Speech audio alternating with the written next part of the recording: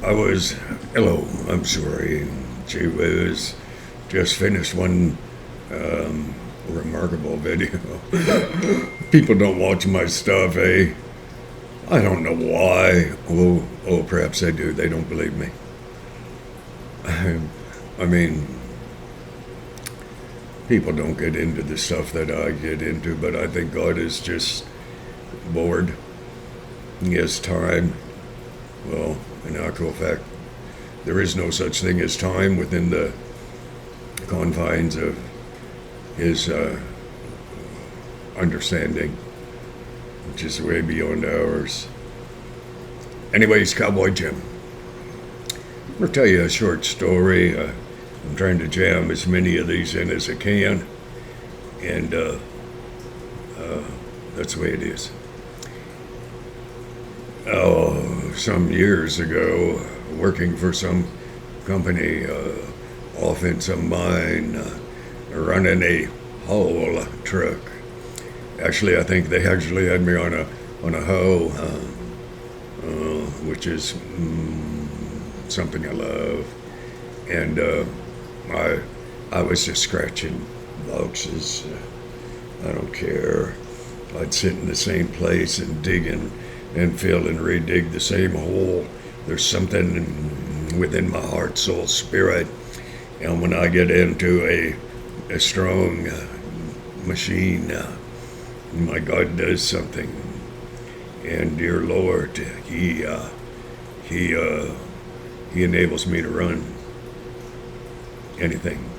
I have no experience at anything either except haul truck.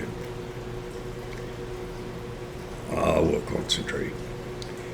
Anyways, I was sitting by myself, not very many boxes to scratch, and said to the Lord, I sure would appreciate it if you would allow me the privilege and the honor of praying for my crew. And I was speaking in generalities. I tell you, I boat fell right off the seat, which was hard. I had a seatbelt on. And I heard my father say, you will get to pray for your crew. It was 5 days before Christmas. I kind of chuckled. I said, hey, I said, Father, well, do you have your work cut out for you, eh? You can't pray you can't pray nowadays at work. I mean, it's shall we say, somewhat surprising, given we live in a country that purports to walk in freedom. And I said, listen, you are serious? And he said, yes. I said, well, you and I have a lot of work to do, you more than I. I said, I'm only going to get one kick at this cat. P.S. I don't like cats. I really don't like house cats, and I've been attacked by a big mountain lion, and I really didn't like it. And hey, I'm back. The Lord and I spent the next 3 days going over, it was Christmas time, going over what a man inspired by God through the unction of the Holy Spirit, saving grace of Jesus Christ, would occasion to say were he to have an opportunity. And I have learned, many years ago, I learned, don't ever dare doubt what God says in my heart, my soul, my spirit. If I do, I'll walk in that failure. And I didn't say anything to anyone. I was riding with a brother. He used to like me back then. And he was giving me a ride over to my hoe in a really big haul truck. And I was looking at all the controls. I thought, not ever going to drive one of these things. A bit too complicated.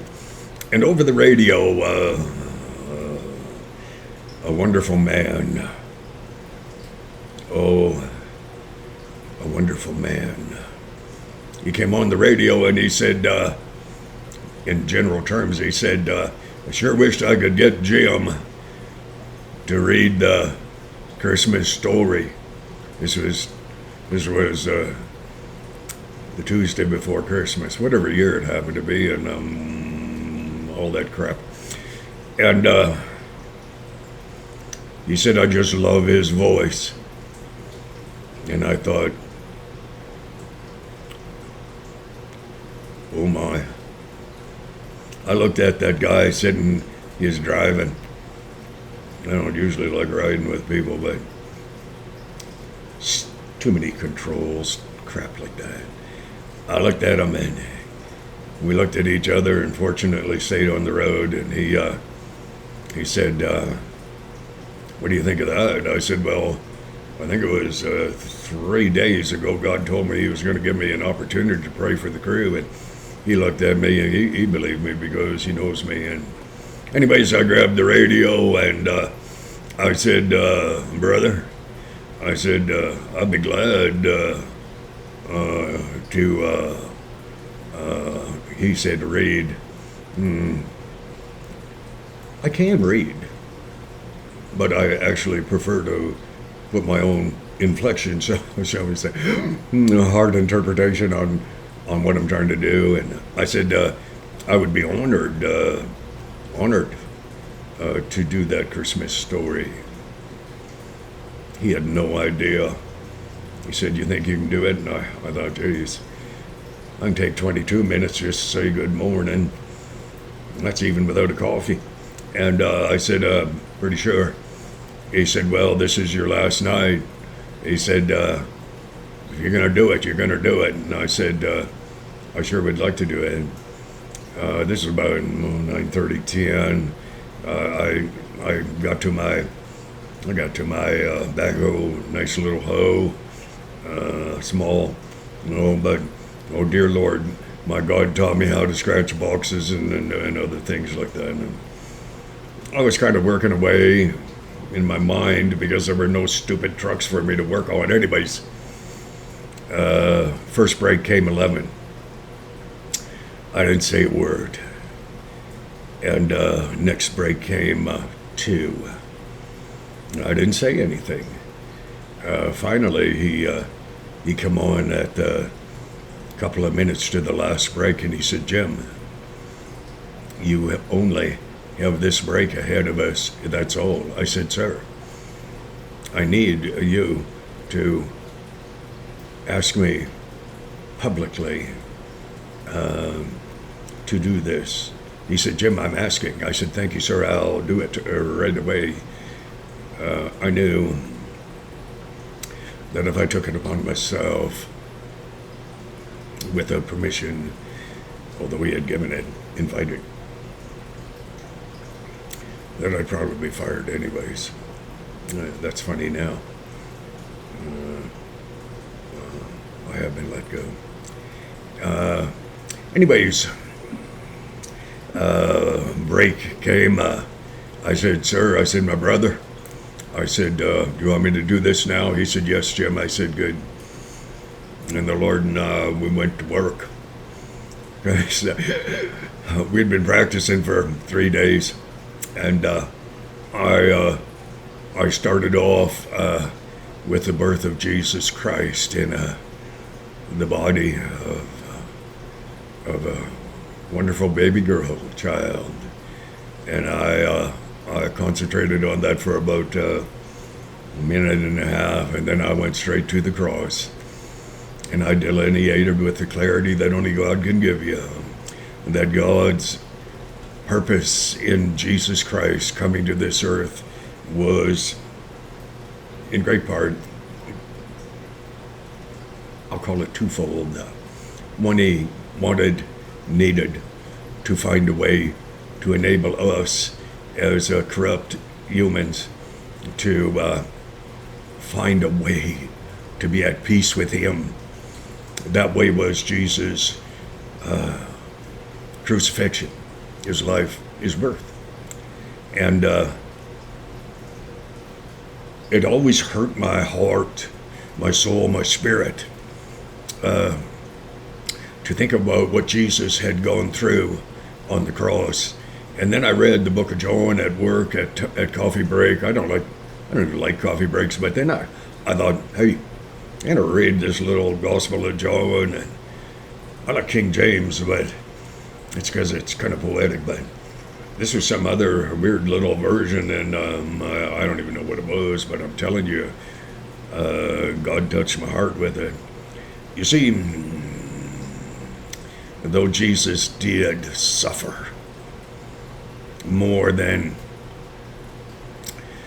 you or I could comprehend, sweat and blood poured from his body. But he had a divine purpose, and I'm sure he felt pain. I know I feel pain when I break something. It hurts. I'll guarantee you this: it doesn't hurt as much as the heart. Anyways, Jesus tricked Satan. Satan thought he had killed the Son of God. Satan thought he had duped. I won't bother spelling it for you. Grade 9 will only take you so far. And but Satan had not realized that Jesus, the Christ, the Son of the living God, was dying a very temporary death. 3 days later, Jesus arose from the dead. Children,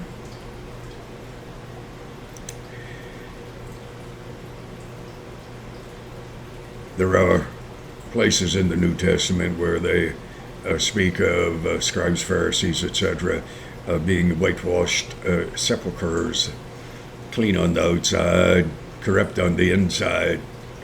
It's quite interesting. Most people who have not yet, not all, there are good people out there. Let me rephrase this. There are a lot of people walking around nowadays that are somewhat, shall we say, oh dear God, I may well be in trouble, who are very much likened unto, shall we say, a whitewashed sepulchre, clean on the outside, corrupt on the inside, rot, decay. Children, if you want to change that, oh, I'm not saying, hey, oh, could be a chance, eh? You might feel like that. A whitewashed sepulcher. It's like a mausoleum. It's where dead bodies decompose until they can get buried. If you live in the north, hey, you're not going to dig at 50 below zero, especially with your shirt off. Anyways, there is but one way that you can take and clean, not the outside. The outside's pretty easy to clean. I thought I'd let my hair down today, so I ran a brush through it. Oh, gee, not a good idea.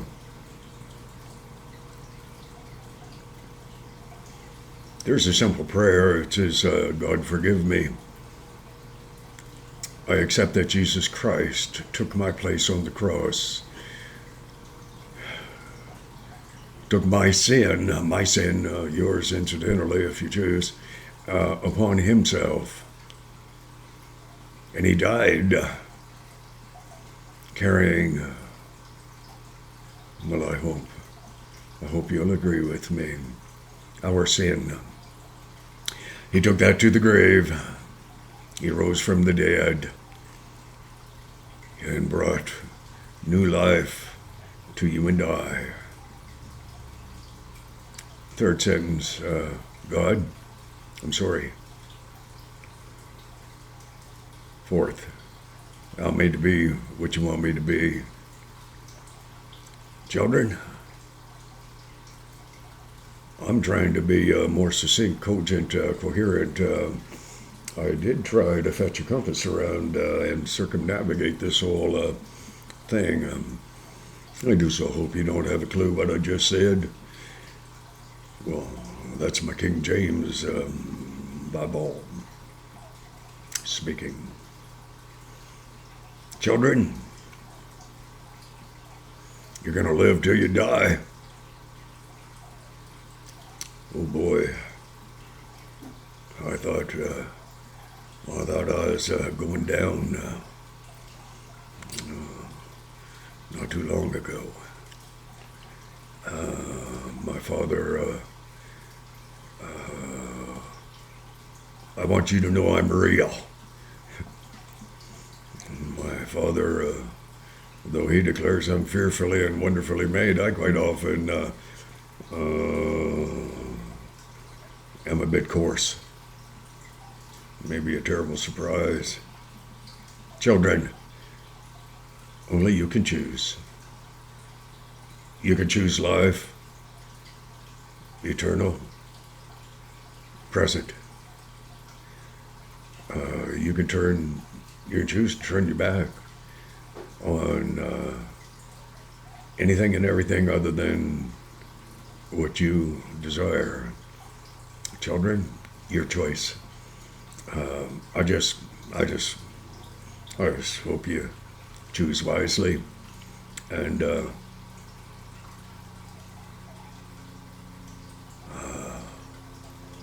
God bless you. God bless you.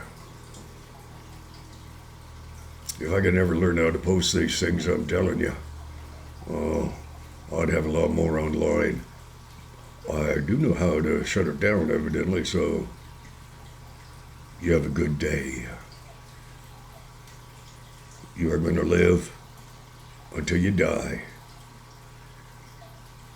Only you have the capability of determining your eternal resting place.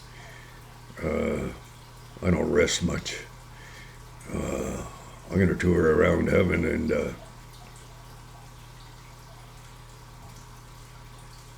God bless.